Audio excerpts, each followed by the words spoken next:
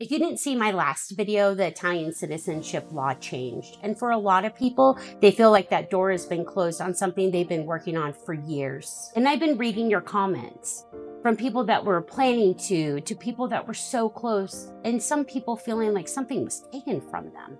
And I realized that I never really explained why this means so much to me and why it probably means so much to you too. Because it was never about just getting a passport, it's something much deeper than that. My family just didn't come from Italy. We came from Calabria, Melito, Rendi, San File, and Paterno. And growing up, that identity was always there. I just never fully understood what it really meant. I knew I was Italian. I felt that connection through my father. It always felt a little distant, like something I inherited, and I didn't know how to access it. And at some point that started to bother me. I realized there was a whole part of me that hadn't really been explored. And what started out as curiosity turned into something much bigger. Because this isn't just about Italy. It's about identity. It's about belonging. It's about understanding where you come from and realizing that it has a place in your life now. And for a lot of us, that didn't just disappear after a couple generations. It shows up in ways we don't always expect. For me, everything shifted the first time I went to Calabria. I remember driving down the coast and getting emotional like out of nowhere because it didn't feel unfamiliar. It felt like home, even as something as simple as food.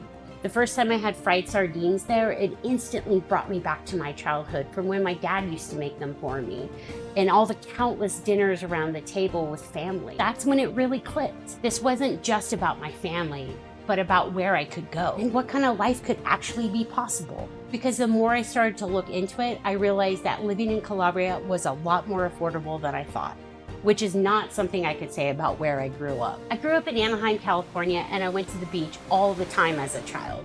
But if you know what it costs to live on the California coast now, you know that is out of reach for a lot of us. And being Gen X, retirement's not a far off idea anymore. That's when everything shifted for me. This stopped being a someday idea and became a real plan. And not to just retire there, but actually build a life there. To have options, to not feel like you're stuck in one place. But I'll be honest, the citizenship process has not been easy. It's complicated, it takes time, it can be really expensive. And there was definitely times when I questioned whether it was worth it or not. But I kept coming back to one thought: if I don't do this, I'm gonna regret it. And looking back now, I'm really glad I didn't wait. Because if I had waited even a little bit longer, I might not have that chance now. And I know some of you are feeling that way right now. Like something really important was just taken away. Like a door was closed before you even had a chance to go through it. And that's exactly why I'm sharing this, because you're not alone in that. It isn't just paperwork. It's identity, it's connection. It's about a part of your story still matters. And whether your path looks like mine or not,